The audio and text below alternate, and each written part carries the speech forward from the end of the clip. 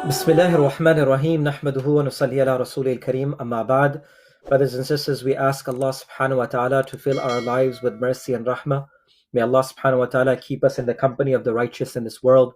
May Allah subhanahu wa ta'ala raise us amongst the righteous on the day of Qiyamah. May Allah subhanahu wa ta'ala fill our lives with mercy and rahmah, as all of us are in the need of the rahmah and the mercy of Allah subhanahu wa ta'ala. So tonight is our 10th session of the series that we started called Pearls of Guidance. So tonight in the 10th juz of the Quran, I want to share with you a small passage from Surah Tawba. As I had mentioned this last night as well, that it becomes so difficult to try to choose a small portion and take it for 10-15 minutes and try to summarize that. It's kind of difficult because there's so much important things to learn from the Quran. But I thought that this would be a good lesson for myself and all of us. So the ayah of the Quran that I want to talk about tonight is from chapter 9, Surah Tawba, and verse number 80.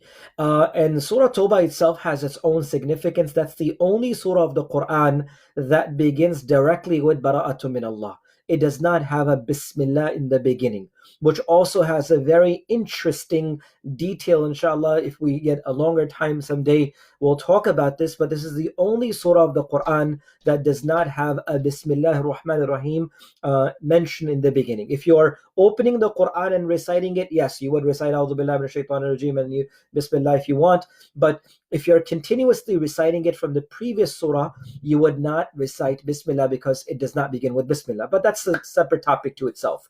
The ayah of the Quran that I want to talk about tonight is the ayah of the Quran where Allah subhanahu wa ta'ala mentions to the Prophet sallallahu alaihi wasallam, and I want to go back to this ayah of the Quran directly from the Quran that I want to recite in front of you and share this with you.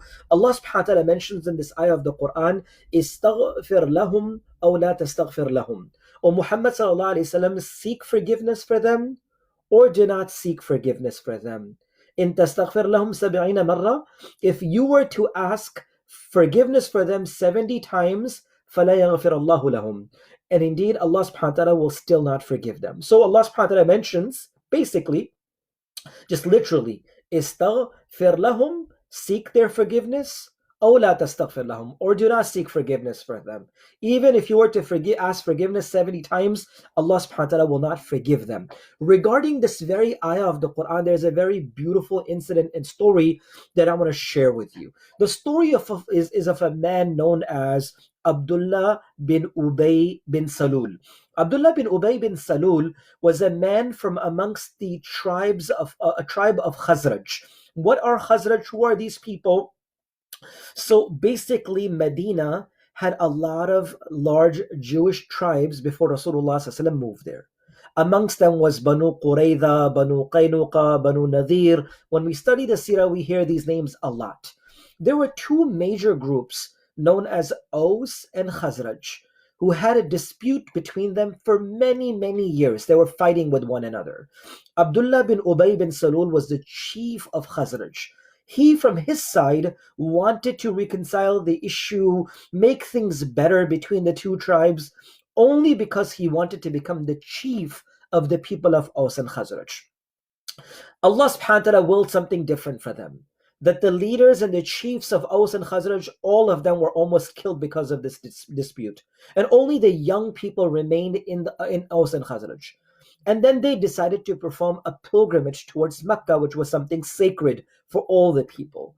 And it was that time that a group of 6 people met Rasulullah sallallahu alaihi wasallam when he was inviting towards Islam, and he was also asking if he could be invited to the country or the place that they were living. Because Rasulullah sallallahu alaihi wasallam lost his wife, he lost his uncle, he went to Taif, and all these things had happened already, and Allah subhanahu wa ta'ala made it happen in such a manner. So these 6 people from Aus and Khazraj who had just, had issues resolved between themselves, accepted Islam, and they became the first Ansar of Medina, the first Muslims in Medina. And they are the ones who invited Rasulullah sallallahu alaihi wasallam. The Prophet sallallahu alaihi wasallam did not end up going with them. He took the next year, the year after, and then finally, after 2 to 3 years, Rasulullah sallallahu alaihi wasallam moved towards Medina, which was known as Yathrib. But meanwhile, the Sahaba were increasing. Certain young Sahaba, Musab ibn Umayr radiallahu anhu, was already sent from the Prophet sallallahu alaihi wasallam to teach the people of Medina. So Medina began to accept Islam. The fights and the feuds and the hate and the bigotry all began to clear out from the lives of Aus and Khazraj. They began to love one another as brothers and sisters, even giving more honor to each other than their own blood brothers and sisters. Now, when Rasulullah ﷺ reached Medina, Aus and Khazraj welcomed the Prophet ﷺ. And not only welcomed, but Aus and Khazraj took Rasulullah ﷺ as their chief, as their leader, as a person who was a hadi and a guide for them. Seeing all of this man, Abdullah bin Ubay bin Salul, who was hoping for a very long time to take the leadership position amongst Aus and Khazraj, was put to the side. And even though he wanted to reconcile, take care of their issues, but his maqsad and his purpose was not just the betterment for the people, it was the leadership, that I should be known by the people. So he himself pretended that he was a Muslim, but he became the first munafiq in Islam. He became the first hypocrite in Islam.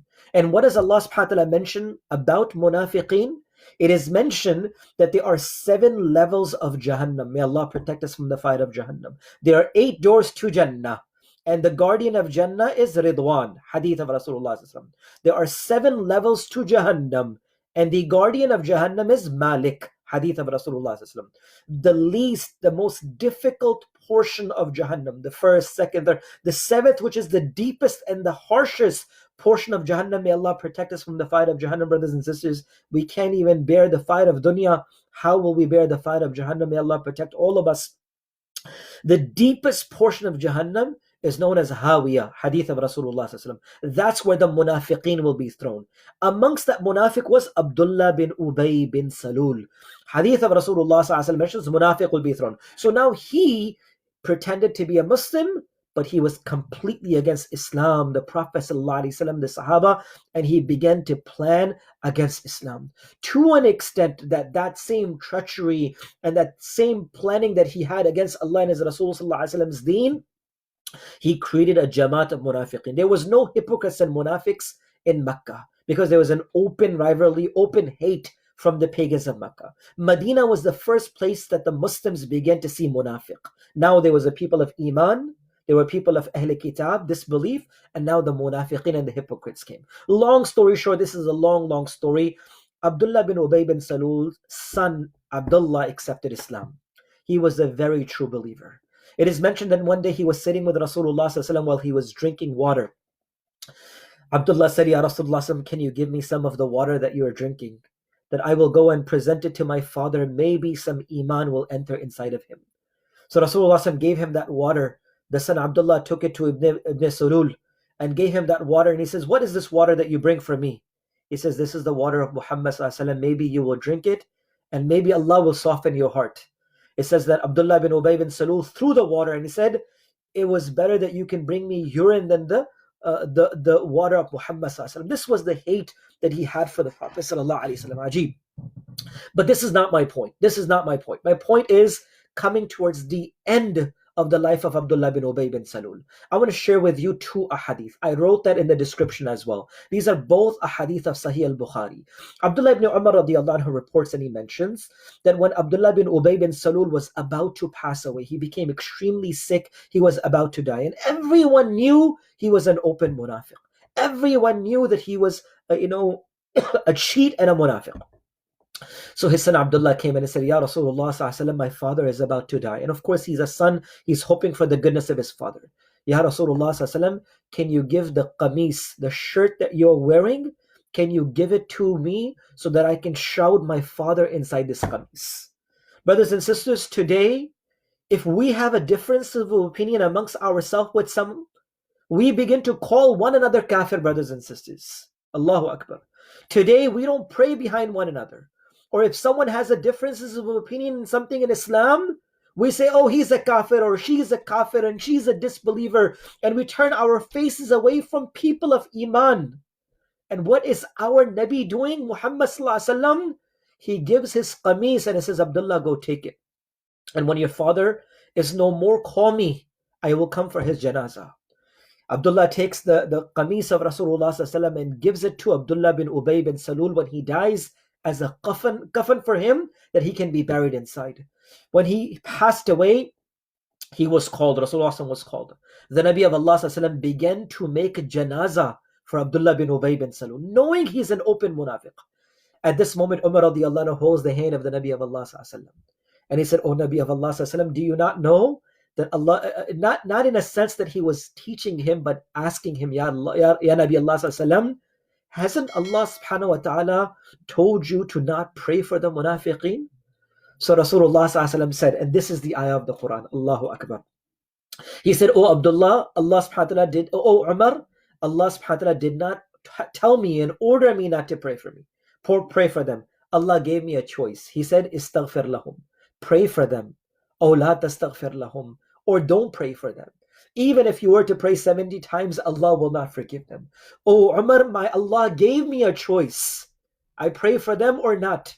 And if Allah subhanahu wa ta'ala would have said, pray for him 70 times and I will forgive him, wallahi, I would have prayed 70 times.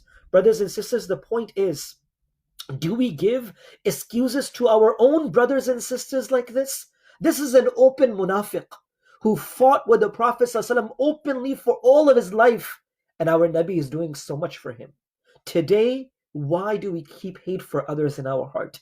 Why do we keep animosity and hatred for others in our hearts just because we differ in opinions? Wallahi, is this the reason of keeping animosity and hatred and not cleaning our hearts? So at this moment, hadith mentions of al-Bukhari, Rasulullah ﷺ led the janazah of Abdullah bin Ubay bin Salul. It didn't end there. As soon as the Nabi of Allah ﷺ made the janazah, this ayah of the Quran was revealed. Verse number 84 of Surah Tawba. Allah subhanahu wa ta'ala said, وَلَا تُصَلِّ عَلَىٰ أَحَدٍ مِّنْهُمْ مَاتَ أَبَدًا. O Muhammad sallallahu alayhi wasallam, from this day on, you will never pray upon them anymore, the munafiqeen. Meaning it's not allowed for you to pray upon them anymore. This was when Rasulullah said, I will not make janazah for those who did not pass away on Iman. But he still prayed for him before this ayah of the Quran was revealed. It doesn't end there, brothers and sisters. It doesn't end there. My last point before I finish. Hadith of al-Bukhari. Jabir radiallahu anhu reports, he said when Abdullah bin Ubay bin Salul was about to be laid inside the grave, authentic hadith of al-Bukhari mentions that Rasulullah ﷺ took his own saliva, Mubarak saliva. Rasulullah ﷺ took it and placed it upon his body and his shirt, saying that, oh Allah, have raham and may Allah can even forgive him with this. If Allah wills, Allah can forgive him. Ulama have mentioned, and this is my final point before I finish, brothers and sisters, ulama have mentioned seeing this incident, 100 open munafiqs accepted Islam and made tawbah that day. Looking at the amal of Rasulullah sallallahu alaihi wasallam, that he even hugged those who disliked them and planned against them. Today, we are pushing back even those who need our help, brothers and sisters. This is a message to clean our hearts for the sake of Allah subhanahu wa ta'ala. Brothers and sisters, our own brothers and our own sisters, own spouses and family members, so far away from one another. And my pleading towards all of you, brothers and sisters, is love each other for the sake of Allah subhanahu wa ta'ala. Take away that animosity and hatred. We may have differences of opinion in things that we may not agree upon, but that should never be a basis for any one of us to have dislike for any person. Our Nabi, the Prophet Muhammad ﷺ, showed love for each and every person for the sake of Allah subhanahu wa ta'ala. And whenever he did have that dislike, it was only for the sake of Allah subhanahu wa ta'ala. So my message is, brothers and sisters, may Allah subhanahu wa ta'ala protect us from being amongst the hypocrites. May Allah make our zahir and batin, our interior and exterior the same, Ya Allah. May Allah make our days and our nights the same. May Allah make our public and private life the same, O Allah. May Allah, you make our lives, which we are hiding in the dark of the nights and in front of public, O Allah, make our lives the same. O Allah, don't raise us amongst the hypocrites. We can pretend in front of people, but oh Allah, we can never pretend in front of you. Oh Allah, clean our hearts from hypocrisy. But brothers and sisters, the message that I give you today is that our Nabi even hugged those who were the enemies of Allah and His Rasul to bring them closer towards deen from akhlaq.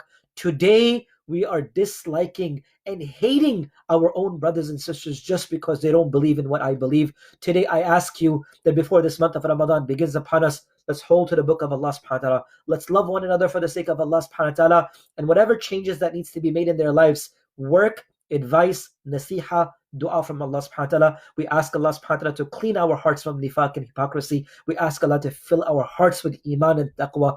And we ask Allah subhanahu wa ta'ala to raise us amongst the righteous on the day of Qiyamah. Inshallah, we will see you with the 11th just tomorrow night. Keep me and the entire ummah in your dua. Wassalamu alaikum wa rahmatullahi wa barakatuh.